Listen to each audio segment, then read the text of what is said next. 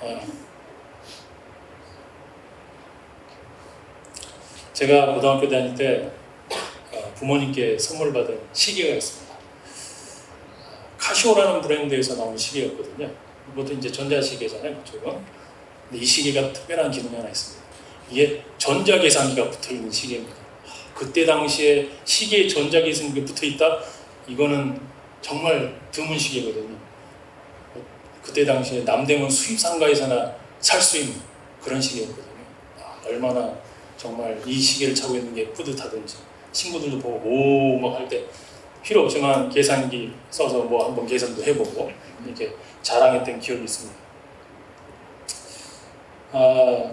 우리 주위에 지금은 정말 많은 종류의 많은 기능을 가진 시계들이 있죠.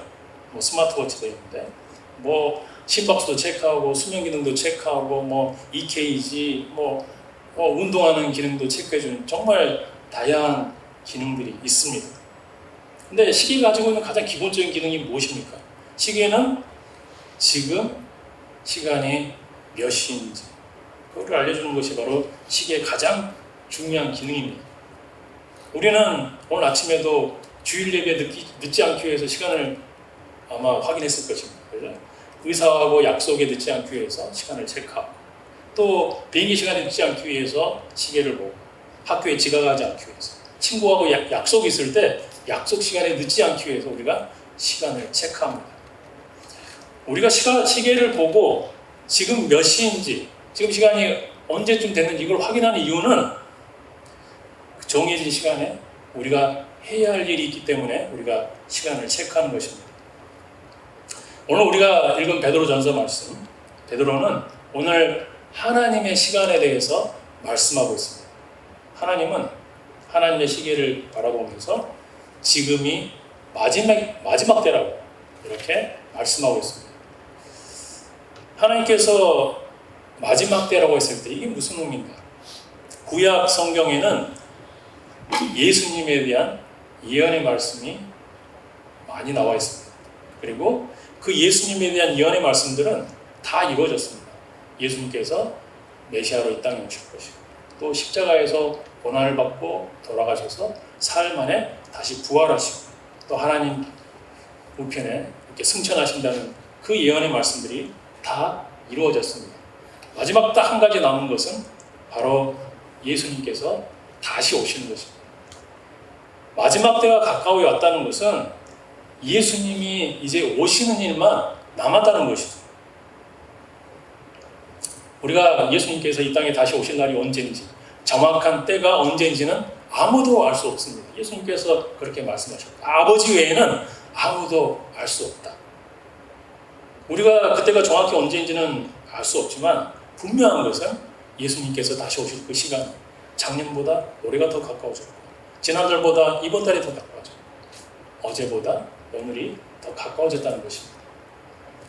베드로가 마지막 때가 가까이 왔다고 말씀하는 이유가 있습니다. 왜냐하면 이 마지막 때 우리가 해야 할 일이 있기 때문에 그렇습니다. 마지막 때에 우리가 해야 할 이 세 가지를 살펴보도록 하겠습니다.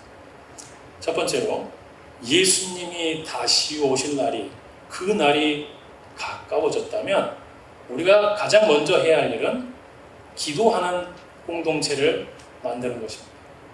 기도하는 삶을 사는 것입니다. 1절 말씀을 제가 읽어보겠습니다. 만물의 마지막이 가까이 왔으니 그러므로 너희는 정신을 차리고 근신하여 기도하라.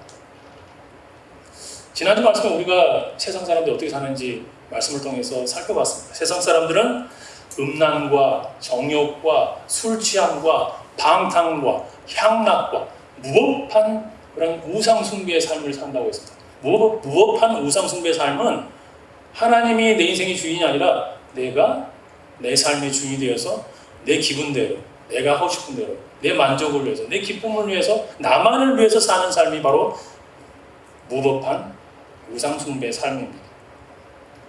세상 사람들이 마지막 때를 이렇게 살고 있을 때 믿는 우리들은 정신을 차리고 근신하라고 이렇게 말씀합니다. 정신 차리라 근신하라는 같은 말로 볼 수 있을 것 같습니다. 한마디로 술에 취하지 말고, 마약 취하지 말고, 세상에 썩어질 것들에 우리가 목숨 걸지 말고 정말 하나님 나라의 영원한 것들을 바라보면서 살아가라는 그런 말씀이죠. 그렇게 말씀하는 이유가 무엇입니까? 베드로는 그래야 기도할 수 있다는 것입니다. 다른 말로 하면 우리가 기도하지 않으면 우리는 세상 사람들처럼 그렇게 술 취하고 방탕하고 정말 내가 내 삶의 주인이 되어서 그렇게 끝을 향해 달려가는 삶을 살 수밖에 없다는 것이죠. 우리가 가끔 이런 말을 들을 때가 있죠. 하나님께서는 우리가 감당하지 못할 시험을 주시지 않는다. 하나님께서는 우리가 감당하지 못할 시험을 주시지 않는다. 이 말씀이 듣기에 따라서는 굉장히 성경적인 말씀처럼 들립니다. 그런데 꼭 그렇지만은 않습니다. 왜냐하면 우리 삶에는 실제 우리가 이미 우리 삶 가운데 경험해 봤지만 내가 감당할 수 없는 시험들이 분명히 있기 때문에 그렇습니다. 하나님께서 나에게 믿는 사람들에게는 감당할 수 없는 시험을 절대 주시지 않는다고 했는데 막상 내 삶 가운데 감당할 수 없는 시험이 몰려왔을 때 나는 당황하고 주저하고 포기하고 하나님을 원망하게 됩니다. 하나님께서 우리에게 감당할 수 없는 시험을 주시지 않는 분이시라면 우리는 누군가에게 도움을 요청할 필요가 없죠. 왜냐하면 내가 감당할 수 있기 때문에 그렇습니다. 그런데 성경은 분명히 반대를 말합니다. 우리의 힘으로는 감당할 수 없는 시험과 무거운 짐이 있다고 분명히 그렇게 말씀했습니다. 예수님께서 수고하고 무거운 짐진자들아 다 내게로 오라 이렇게 말씀하셨지 않습니까?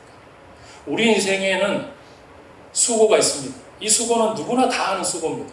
그런데 무거운 짐은 내가 지고 싶지 않은 짐입니다. 때로는 내 인생을 살아가면서 내가 지고 싶지 않은 무거운 짐을 짊어져야 될 때가 있습니다. 다른 사람들은 보지 못하는 짐, 다른 사람들에게 말할 수 없는 그 짐을 내가 분명히 지고 있을 때가 있거든요. 이럴 때 예수님께서 너 힘으로는 그 무거운 짐을 질 수 없기 때문에 나에게 오라는 것이죠. 바울도 감당할 수 없는 고난을 당한 적이 있습니다. 고린도후서 1장 8절 9절 말씀에서 형제자매 여러분, 우리가 아시아에서 당한 환난은 여러분을 알기를 원합니다. 우리는 힘에 겹게 너무 짓눌려서 마침내 살 희망마저 잃을 지경에 이르렀습니다. 우리는 이미 죽음을 선고받은 몸이라고 느꼈습니다. 바울이 당한 고난은 감당할 수 있는 고난이 아니었습니다. 혼자 힘으로는 감당할 수 없는 고난이었다는 거죠. 우리가 혼자 힘으로 감당할 수 없는 고난에 처했을 때 예수님의 그 부활의 능력이 내 삶 가운데 느껴지지 않을 때 이 고난을 견디고 이겨내는 힘은 나에게 있는 것이 아니고 하나님께로 오는 것이죠. 11절 2절 말씀에서 바울이 이렇게 말씀합니다. 하나님께서 이렇게 위험한 죽음의 고비에서 우리를 건져주셨고 지금도 건져주십니다. 또 앞으로도 건져주시라는 희망을 우리는 하나님께 두었습니다. 여러분도 기도로 우리와 협력해 주십시오.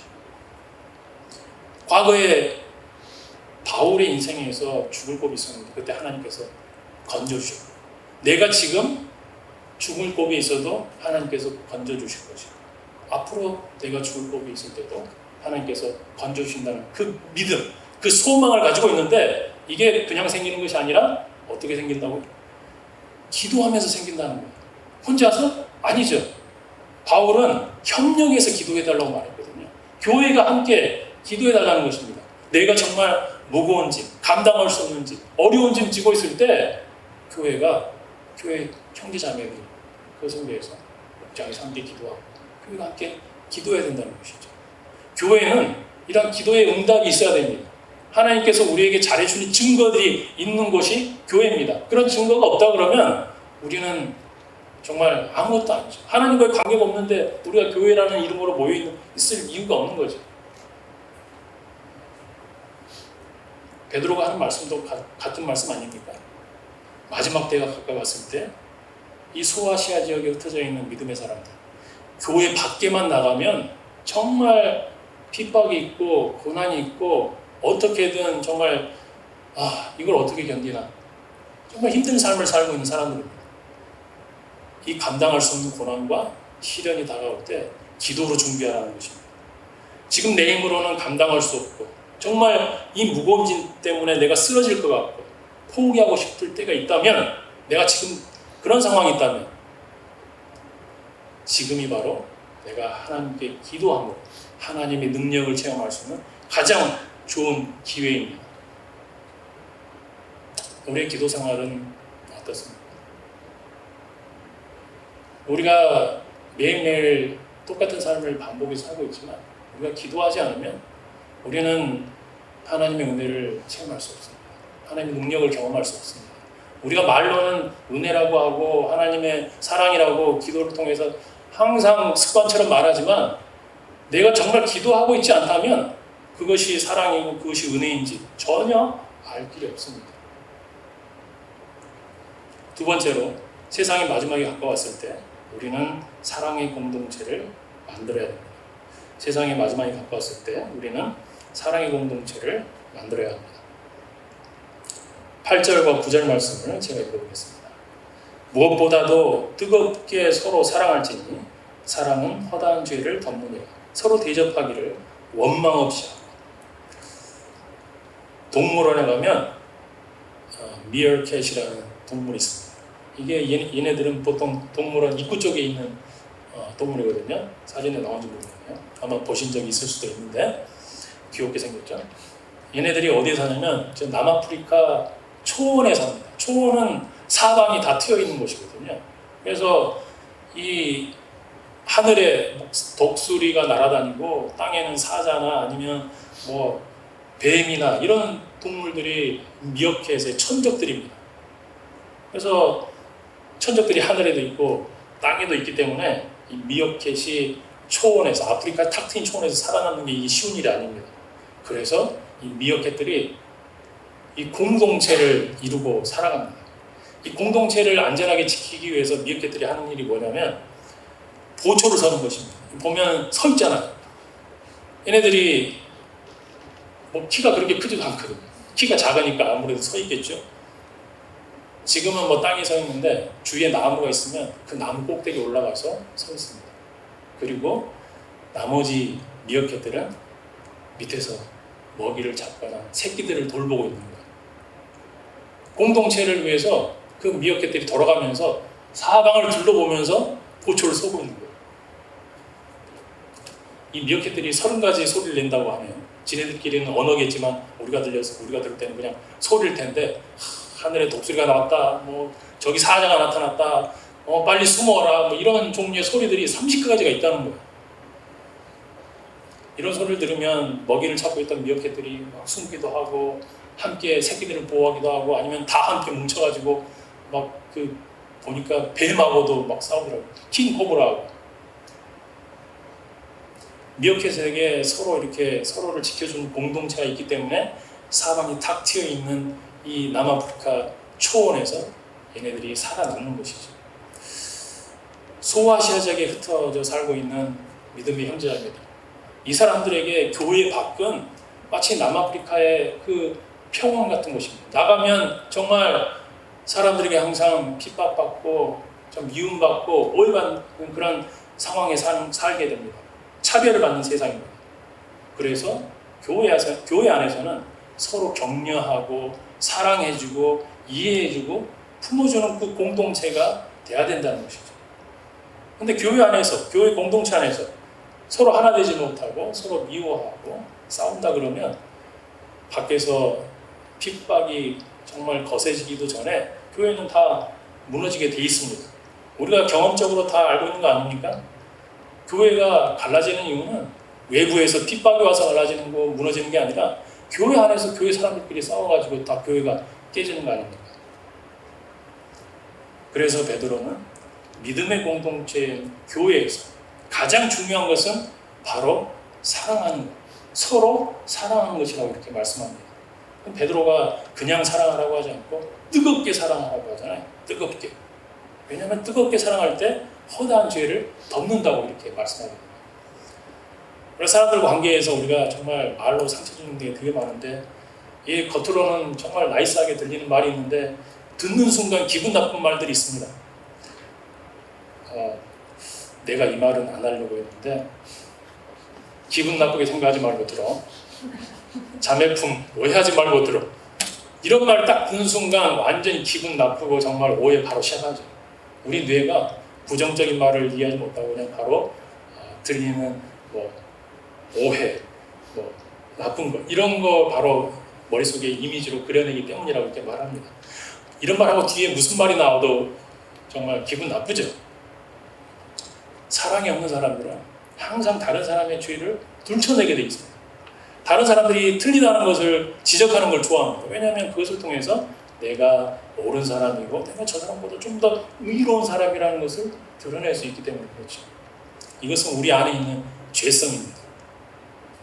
그래서 교회 안에서 믿음이 좋은 사람이 누구냐? 믿음이 좋은 사람은 사랑이 많은 사람. 첫 보면 따뜻한 사람. 우리가 찬양을 했지만 예수님의 성품을 닮은 사람. 너그럽고 따뜻한 사람. 다른 형제자매들의 잘못이 보일 때, 허물이 보일 때 덮어주는 사람이죠. 구절에서 이런 사람을 구체적으로 실천하는 방법이 나오는데 서로 대접하기를 원망 없이 하라고 이렇게 말합니다. 서로 대접하기를 원망 없이 하라. 왜 원망할까? 사람들 대접하려면 돈 들고 시간 들잖아요. 그렇지 않습니까? 복음서에 보면 예수님 당시 여관이 지금 뭐 힐튼이나 메리엇 같은 그런 호텔이 아니었습니다. 완전히 지저분하고 정말 사람 뭐 거기서 지내기 불편한 곳이었거든요. 때로는 뭐 거기에서 막 몸을 파는 여자들도 있었고 그러는데 그래서 복음을 전하러 다니는 사람들, 사역자들은 이런 여관에 머무를 수가 없었습니다. 방문하는 지역에 있는 교회에 그 형제자매들이 있는 그 집에 주로 머물 때가 많았죠. 1세기 사람들이 사람들을 대접하면서 불평하는 이유, 우리도 먹고 살기 힘들어 죽겠는데 다른 사람 대접하면 또 시간 들고 돈 드는데 이게 불평하는 거죠. 우리도 1세기 사람들처럼 누군가를 우리 집에 초대하는 거 이거 사실 쉽지 않은 일이에요. 손님 초대하려면 오랜만에 집안 청소해야 되죠. 장 봐서 요리해야 되죠. 멀리서 온 사람이면 또 집에 며칠 잘 수 있도록 또 세팅도 해줘야 돼요. 잠자리도 제공해야 되죠. 저는 우리 교회가 다른 사람을 대접하는 일에 잘하고 있다고 생각합니다. 목장에서 집을 오픈하고 어쩔 때는 목원들의 사정 때문에 내 집을 계속 오픈해야 될 때가 있죠. 그런데 계속 하고 계십니다. 방송팀 불러가지고 밥 먹고 찬양팀 불러가지고 밥 먹고 또 한국 같이 이렇게 믿음 생활하다가 타지로 떠나가는 한국으로 돌아가는 형제자매들 불러가지고 같이 밥 먹고 오늘 주보에 그 광고가 있었는데 우리 오후에 목자 모임이 있거든요. 목자 모임은 신학철 장로님과 이나영 권사님 댁에서 모이게 됩니다. 사실 이 목자 모임 우리가 교회에서 예배 끝나고 그냥 잠깐 모여서 이야기하고 이렇게 끝나면 훨씬 더 편합니다. 돈 안 들고 시간 안 들고 주일 오후에 피곤해 죽겠는데 그 시간 아껴서 집에서 잠도 잘 수 있고 그럴 수 있거든요. 그런데 집에 초대해서 함께 식사하고 섬깁니다. 우리가 왜 이렇게 하고 있나? 우리는 왜 불편한데 시간이 들어가고 돈이 들어가는데 왜 우리는 이런 불편을 감수하고도 이렇게 하는 것일까? 서로 대접하기를 원망 없이 하는 것이 교회 안에서 형제자매들을 사랑하고 섬기는 구체적인 방법이기 때문에 그렇습니다. 그래서 우리 교회는 이걸 잘하고 있는 것입니다. 세상 사람들은 집을 나하고 내 가족들만의 공간으로 생각합니다. 그죠? 제가 교회 다니면서 좋은 집 많이 가봤습니다.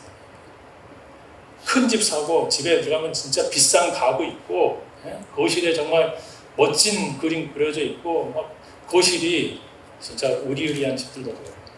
정원 열심히 꾸미는데 이거 다 나하고 내 가족을 위해서 내 만족을 위해서 그렇게 하고 있는 것이거든요. 그런데 사도행전을 보면 신약시대에 많은 사람들, 정말 형제자매들은 이 집을 내 가족을 위한 공간만으로 생각하지 않았습니다. 형제자매들이 함께 모여서 예배하는 공간이고 그들과 함께 사역하는 공간입니다. 서로 식사하고 교제하고 말씀을 나누고 서로 섬기고 사랑하는 그런 공간이었어요. 그런 면에서 다시 한번 말씀, 우리 교회가 지금까지 잘 하고 있습니다. 그런데 우리 교회가 앞으로 더 잘하기 위해서 우리가 성경적인 교회의 본이 무엇인지 보여주기 위해서 9절 말씀에서 제가 한 가지 강조하고 싶은 단어가 있습니다. 그게 뭐겠습니까? 한번 찾아보셔야 되는데 대충 이렇게 그런 포즈가 나와야 되는데 제 예상을 빗나가네요. 네, 제가 말씀드리겠습니다. 바로 서로입니다. 서로. 우리가 누구를 사랑하고 섬기는 것. 이 섬김 받는 사람은 정해져 있지 않거든요. 섬겨야 될 사람이 정해지니까. 교회는 서로 사랑하고 섬기는 것이 바로 교회입니다. 마태복음 25장에서 세상 마지막 때 예수님께서 다시 오셨을 때 어떤 일이 있을지 말씀하셨거든요. 왼쪽에는 오른쪽에 양, 그 다음에 오른쪽에 양, 그 다음에 왼쪽에 염소를 이렇게 세웁니다.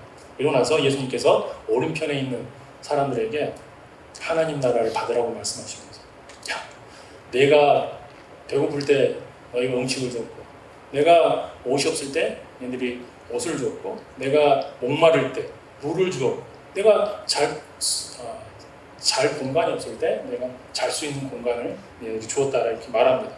그랬더니 이 의로운 사람들이 우리는 그런 적이 없는데, 예수님께 그런 적이 없는데 무슨 말씀이십니까? 이렇게 묻죠. 그래서 예수님께서 내가 분명히 말하지만 너희가 형제 중에서 아주 보잘것없는 그 사람 하나에게 한 일이 바로 나에게 한 일이라고 이렇게 말씀하셨거든요. 그래서 우리가 교회 안에서 형제 자매에게 섬기는 모든 섬김은, 그것은 크고 작든 다 예수님께 하는 섬김입니다. 교회 안에서 서로 사랑하고 용서하고 서로 섬기고 대접하는 삶을 통해서 정말 예수님께서 우리가 교회를 통해서 누리라고 주신 그 천국 같은 삶을 우리가 경험하며 살아가는 저와 여러분이 되기를 기도합니다. 우리 오랜만에 한번 옆사람에게 고백하겠습니다. 뭔가를 보여드리겠습니다.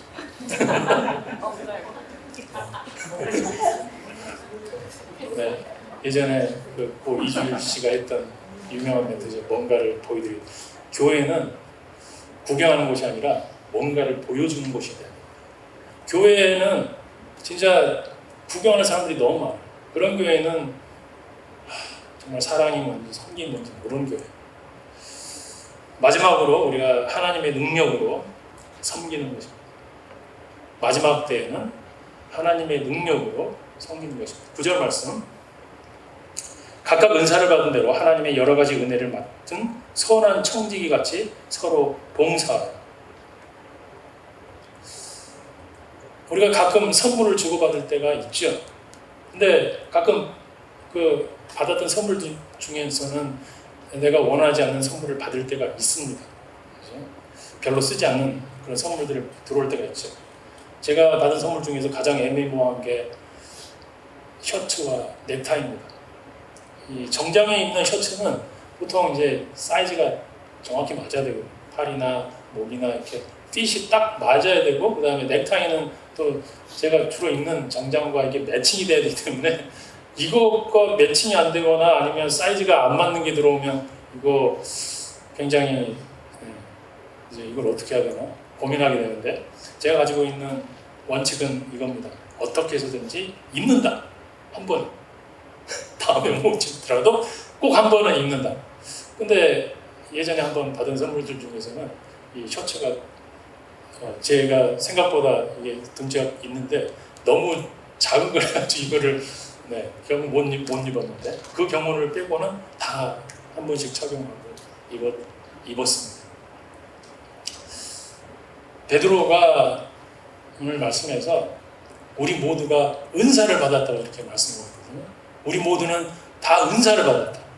하나님이 주신 거잖아요. 은사는 오늘 그 영어 성경에 보면 기프트인데 스페셜 기프트라고 이렇게 번역이 되어 있습니다. 그냥 선물이 아니라 스페셜 기프트. 그러니까 하나님께서 자 선물 가져 이게 아니라 한 사람 한 사람 나에게 각자에게 맞는 선물을 주셨다는 거죠. 근데 하나님께 선물을 분명히 하나님께 선물을 주셨는데 보니까 선물을 사용하지 않고 있는 거예요.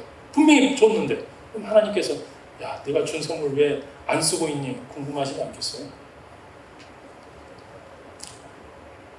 우리는 때때로 하나님께서 주신 선물을 정말 포장도 뜯지 않고 그냥 구석에 처박아 놓는 때가 있습니다.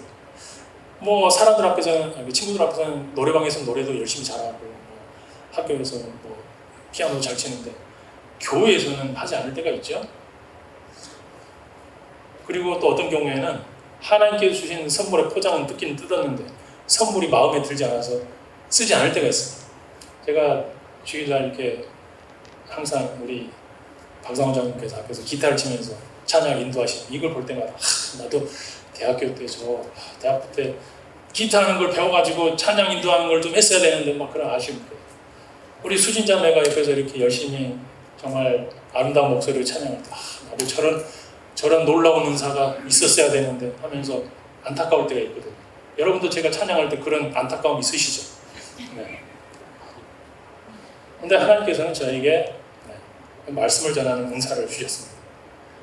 이게 나를 위해서 주신 거라고 그러면 나는 그 선물을 뭐 열어보지도 않을 수도 있고 그냥 구석에 놔둘 수도 있습니다. 근데 하나님께서 나에게 그런 은사를 주신 이유는 공동체를 위해서 주셨기 때문에 다른 형제자매들을 위해서 주셨기 때문에 내가 이 은사를 자랑하지도 않고 또 다른 사람들과 비교해서 또 내가 이거밖에 못하지? 라고 낙심하지 않는 것이죠. 불평할 필요가 없는 것입니다. 하나님께서 여러분에게 주신 은사는 무엇입니까? 우리는 분명히 받은 은사가 있습니다. 우리가 그 은사를 어딘가에 숨겨놓고 있을 뿐이죠. 쓰지 않을 뿐이에요. 분명히 하나님께서 우리에게 스페셜 기프트를 분명히 주셨어요. 우리가 하나님께서 주신 은사를 발견하고 사용할 때 기억해야 될 한 가지가 있습니다. 11절 말씀인데요. 만일 누가 말하려면 하나님의 말씀을 하는 것 같이 하고 누가 봉사하려면 하나님이 공급하신 힘으로 하는 것 같이 하라. 이는 범사에 예수 그리스도로 말미암아 하나님이 영광을 받으시게 하려 하니 그에게 영광과 권능이 세세에 무궁하도록 있느니라. 아멘. 이 말씀을 짧게 요약하면 이거죠. 한마디로 내가 내 힘으로 뭔가를 열심히 하면 이거는 내가 사람들의 주목을 받는 것이지만 내가 하나님의 능력을 의지해서 뭔가를 하게 되면 하나님이 영광을 받는다는 것입니다. 우리 교회에는 정말 다양한 사역들이 있죠. 뭐 아침에 교회 와서 교회 문 열고 또 뭐 주보 정리해 놓고 또 앞에서 찬양하고 반주하고 또 주보 만들고 파워포인트 만들고 의자 정리하고 헌금 봉헌하고 목장 오픈하고 요리하고 청소하고 뭐 설거지하고 정말 다양한 사역들이 있습니다. 그런데 이 사역을 하면서 우리가 하나님의 영광, 하나님께 영광을 돌리는 사역이 돼야 되는데 그러지 못할 때가 있는데 언제 그렇게 우리가 영광을 돌리지 못하게 되냐? 사역을 하면서 서운한 마음이 들 때, 그때가 바로 우리가 사역을 하면서 하나님께 영광을 돌리지 못하는 거죠. 서운한 마음이 드는 이유는 내가 이렇게 열심히 하는데 사람들이 알아주지 않네, 사람들이 봐주지 않네, 인정해주지 않네, 이런 마음이 들 때 우리가 하나님께 영광을 돌려드리지 못한다는 것이죠. 예수님께서 나귀 타고 예루살렘으로 들어오실 때 그 나귀를 타고 들어오셨는데 그때 막 사람들이 호산나 호산나 이렇게 외쳤잖아요. 그 소리를 들으면서 나귀가 이 세상에 나귀 중에서 내가 제일 잘 나가 이러면서 걸어 들어온다면 이 나귀는 정신 나간 나귀죠. 착각하고 있는 거 아니겠습니까? 마찬가지입니다. 내가 하나님의 교회를 섬기고 형제자매들을 섬길 때 내가 특별하다고 생각하면서 다른 사람들의 인정을 구한다 그러면 나는 나귀처럼 어린석은 사람이 되는 것입니다. 우리가 교회 안에서 형제자매들을 섬기고 또 사랑하고 봉사할 때 하나님께서 나에게 그 자원하는 마음을 주셨기 때문에 하나님께서 나에게 능력을 주셨기 때문에 할 수 있는 것입니다. 무슨 일을 하든지 하나님을 의지하고 또 그것을 통해서 하나님께 영광을 돌려드리는 저와 여러분의 삶이 되기를 주님의 이름으로 축원합니다. 우리 함께 결단 기도하도록 하겠습니다.